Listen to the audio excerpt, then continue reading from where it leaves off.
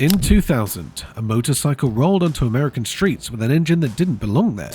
A full-size Chevrolet V8 car engine producing 355 horsepower, 5 times the power of any Harley on the road. This wasn't just another custom bike. This was the Boss Hoss BHC-3 ZZ4. It weighed over half a ton and could hit 120 miles per hour in first gear alone. The machine challenged everything riders thought they knew about motorcycles. It asked one question nobody dared to answer. What happens when you stop building motorcycles and start building rolling muscle cars? This is the shocking truth behind the Boss Hoss BHC-3 V8 that changed how some riders thought about American power.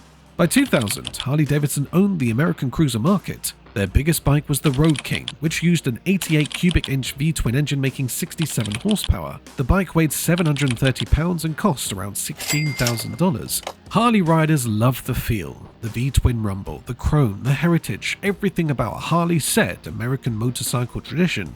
But they had limits. You twisted the throttle and eventually the engine ran out of steam. You couldn't outrun sports cars. You couldn't smoke the rear tire for a full city block without trying really hard. For most riders, that was fine. A Harley wasn't about pure power. It was about the experience, the culture, the lifestyle. But there was a small group of riders who wanted more. Not a bigger V-twin, not a Japanese sports bike, something nobody had ever built before. They wanted a motorcycle with genuine car engine power, real power, the kind that made your hand shake on the handlebars. And one man in Tennessee had been building exactly that for 10 years. But before we get to what made the Boss Hoss so powerful, you need to understand the man who built it and why he thought putting a car engine in a motorcycle was even possible. Monty Warner wasn't a typical motorcycle builder. He was a commercial airline pilot and a licensed aviation mechanic. He understood engines, he understood stress and balance, he understood how to make things work that shouldn't. In 1990, Warner had a problem.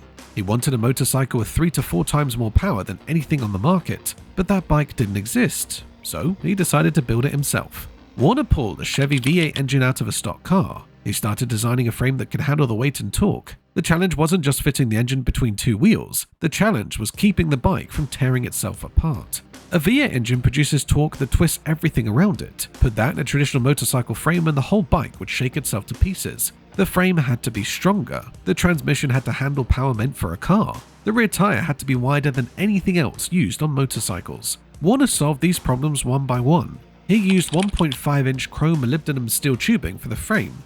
He created a 2-piece frame design that wrapped around the engine and transmission as a single unit. Warner took his creation to Daytona Bike Week in 1990. People surrounded the bike. They asked where they could buy one. Warner realized he had built something people actually wanted. He started Boss Hoss Cycles in a 5,000 square foot shop in Dyersburg, Tennessee. The first bikes were raw. They had a single-speed transmission with a hand-operated clutch. They were heavy. They were loud. They were terrifying to ride, but they worked. And through the 1990s, Warner kept refining the design. So what engine did Boss Hoss finally settle on? And why did it produce 5 times more power than a Harley? By 2000, Boss Hoss had their signature engine, the Chevrolet ZZ4 crate motor. This engine came straight from GM Performance Parts. It was the same engine hot rod builders used in classic cars. The ZZ4 displaced 350 cubic inches, that's 5.7 liters. The Harley Road King displaced 88 cubic inches. The Boss Hoss engine was 4 times bigger. The engine produced 355 horsepower at 5,400 RPM. It made 405 foot-pounds of torque at just 3,600 RPM. Compare that to the Harley's 67 horsepower and 80 foot-pounds of torque.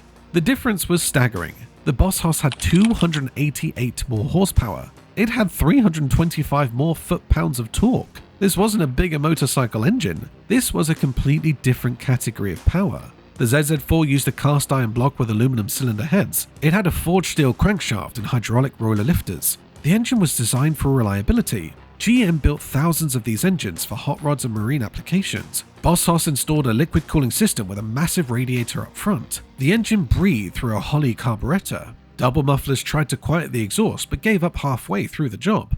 Starting the bike was an experience. You turned the key, you hit the starter motor. All 8 cylinders fired with a deep rumble that shook the ground. At idle, the engine produced a lopping sound that made car enthusiasts stop and look. This wasn't a motorcycle engine pretending to be powerful. This was a genuine American V8 installed in a motorcycle frame. But here's the problem. All that power was useless if it couldn't reach the rear wheel, and a normal motorcycle transmission would explode trying to handle 405 foot-pounds of torque. So, how did Boss Hoss solve that problem? A normal motorcycle transmission wouldn't survive contact with 405 foot-pounds of torque. Boss Hoss built their own solution, a custom 2-speed semi-automatic transmission. The transmission used a torque converter instead of a clutch. You didn't need to pull a lever to shift, you twisted the throttle. The torque converter smoothly transferred power to the rear wheel. At low speeds, the torque converter let the engine idle while the bike sat still. Give it throttle and the converter engaged. Power flowed smoothly without any jerking. The transmission had 2 forward gears. First gear was tall. Red line in first gear came at 120 miles per hour. Most motorcycles couldn't reach 120 miles per hour in any gear. The Boss Hoss used that as its shift point. Second gear was overdrive. You shifted it into second anywhere above 40 miles per hour for highway cruising. The shift was smooth. Engine RPM dropped about 1000 RPM. The bike settled into an easy cruise. Shifting required no clutch. You moved a large lever with your foot. Simple, easy, no missed shifts, no stalling. But Boss Hoss added one more feature that shocked everyone: reverse gear. With the engine running and the transmission in neutral, you lifted a lever and pushed the starter button. The starter motor engaged in reverse. The bike rolled backwards at exactly 1 mile per hour. This let riders back the 1,100-pound machine up hills. It let them maneuver in parking lots. No other motorcycle in the world had reverse gear in 2000. Boss Hoss made it standard equipment. Now, you might be thinking, all this power and engineering must make this bike incredibly heavy, and you'd be right. But the weight created problems nobody expected. The Boss Hoss BHC-3 ZZ4 weighed 1,100 pounds dry. Add fuel, oil, and a rider, and you were pushing 1,400 pounds. That's twice the weight of a Harley Road King. The bike measured over 7 feet long with an 80-inch wheelbase. The front wheel was 16 inches. The rear was 15 inches with a massive 230mm tire. The rear tire was wider than most car tires. The front suspension used 60mm inverted forks. These were massive compared to normal motorcycle forks. They were supporting around 600 pounds of weight on the front end. Braking used 4-piston Brembo calipers front and rear. They needed to be powerful. Stopping 1,400 pounds from highway speeds required serious stopping power. The fuel tank held 8.5 gallons. The bike averaged 16 to 23 miles per gallon. That gave it a realistic range of about 170 to 200 miles before you needed gas. Ride aggressively and fuel economy dropped into the low teens. The seat height was 28 inches. This was actually lower than many big cruisers. The low seat height combined with wide handlebars made the bike surprisingly manageable at stops. But size created problems. The bike was difficult to maneuver at walking speeds. U-turns required planning. Parking required space. If you dropped the bike, you were picking it up alone. The bike also ran hot. You had a V8 engine between your legs. Liquid cooling helped, but on hot days, heat radiated off the engine. So we've talked about the specs and the engineering, but none of that matters if the bike is a nightmare to actually ride. So what was it like to twist the throttle on 355 horsepower? Motorcycle journalists who tested the Boss Hoss came away shocked. Starting from a stop was smooth. You rolled on the throttle. The torque converter engaged. The bike moved forward with surprising gentleness. No clutch to slip, no chance of stalling. But once you twisted the throttle, everything changed. The acceleration was described as locomotive-like. Not the instant snap of a sports bike, not the aggressive surge of a Harley. Something different. A steady, relentless push that kept building as the engine climbed toward redline. The power delivery was smooth. 8 cylinders firing perfectly balanced meant almost no vibration. The engine felt refined. It didn't buzz in your hands. It didn't numb your feet. It just pulled with endless torque. One journalist described it as effortless. You didn't need to rev the engine. You didn't need to downshift. In any speed and any gear, there was always more power available. The sound was incredible.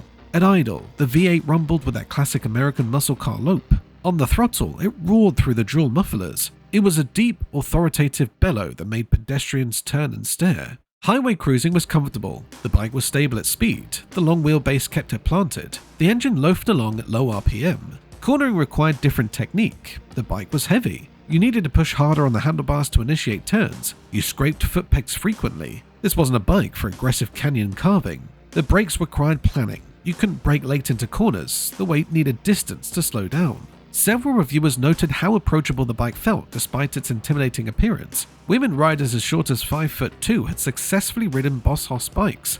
The low seat height helped. The semi-automatic transmission eliminated clutch work. But everyone agreed on one thing. This wasn't a bike you rode every day. This was a special occasion machine, a weekend toy, a conversation starter. And that brings up the obvious question.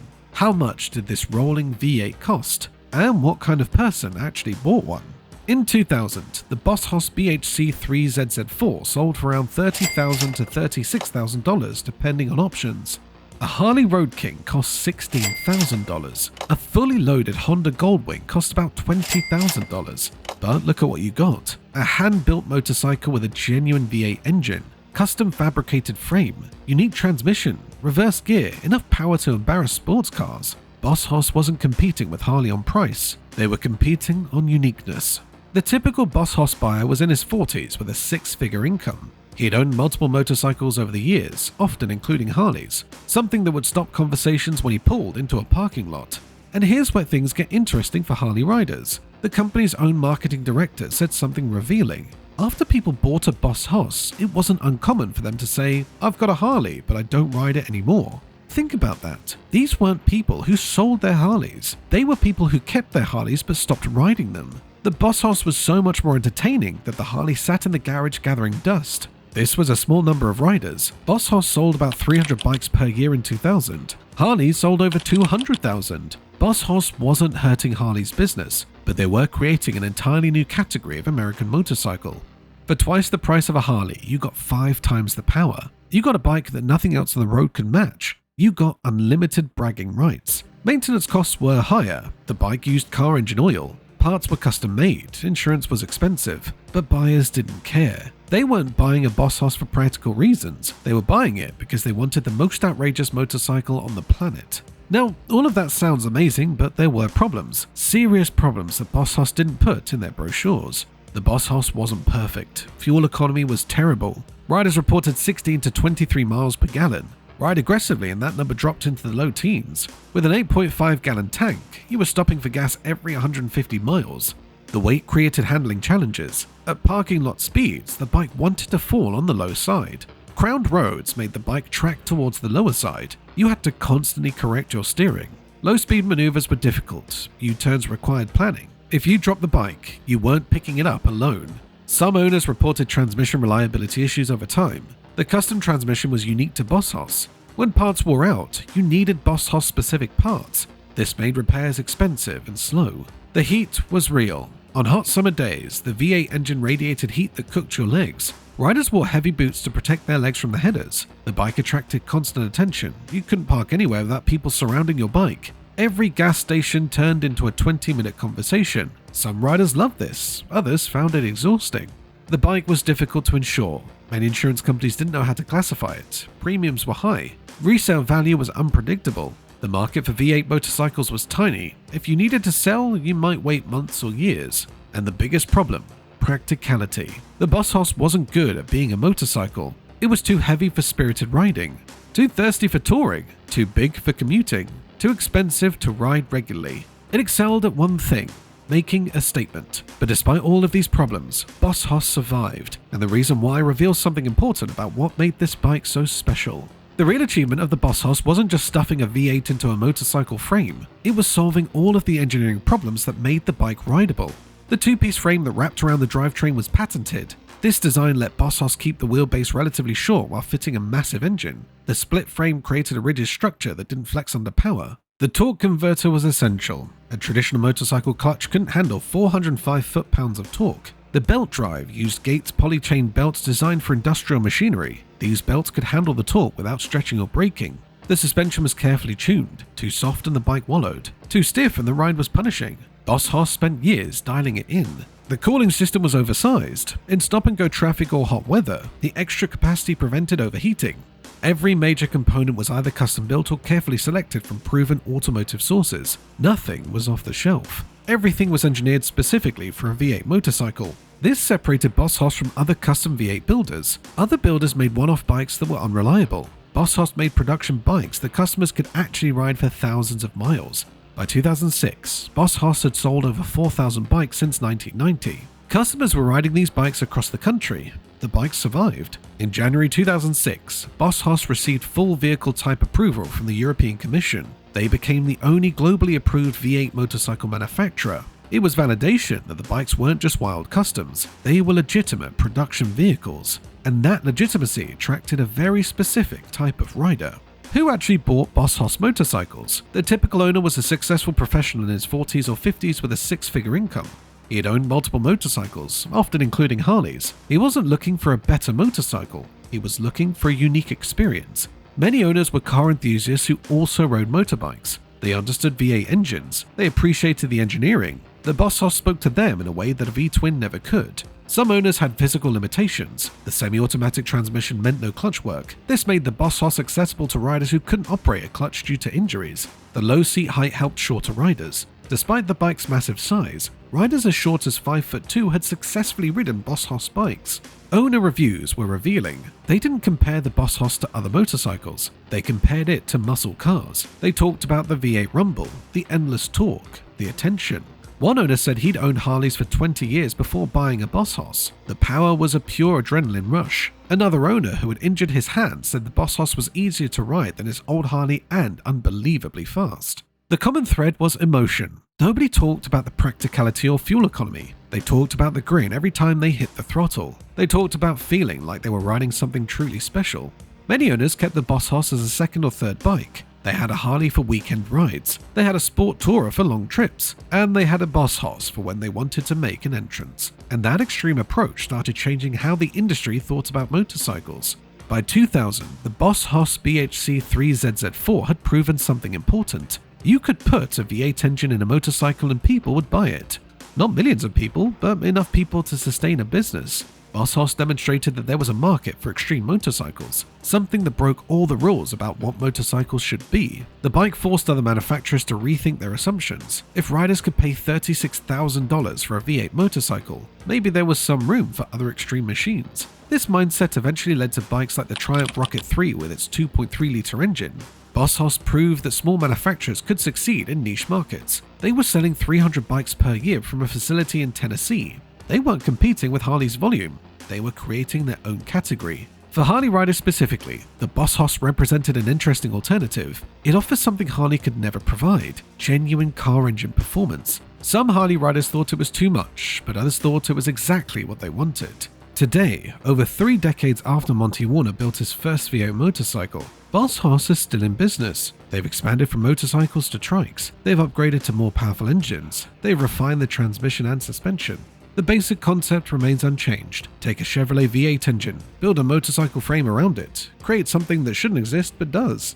Well-maintained Boss Hoss bikes from 2000 are still on the road. Owners rack up thousands of miles. The bikes survived because the engineering was sound. Modern Boss Hoss bikes offer even more power. The 502 big block produces over 500 horsepower. Later LS series engines produce 445 to 525 horsepower. The technology has improved, but the core idea remains. For motorcycle history, the Boss Hoss represents an important lesson. There's always room for innovation at the extremes. There's always a market for something that breaks the rules. The BHC ZZ4 from 2000 wasn't the best motorcycle ever built. It was too heavy, too thirsty, too impractical. But it was proof that American motorcycle culture could support ideas that had nothing to do with tradition. It proved that some riders wanted the automotive experience on 2 wheels. They wanted V8 power, they wanted reverse gears, they wanted something that made other riders stop and stare. And that's the shocking truth. Sometimes silencing the competition isn't about beating them in sales. It's about creating something so different, so extreme, so uniquely satisfying that the competition becomes irrelevant to the people who chose your product. The Boss Hoss did that, and 3 decades later, it's still doing it. So here's the question. If you had $36,000 in 2000, would you buy a Harley Road King with 67 horsepower or a Boss Hoss BHC-3 ZZ4 with 355 horsepower? Drop your choice in the comments and tell us why. And if you want more stories about the engineering battles and extreme machines that changed motorcycle history, subscribe and hit the notification bell.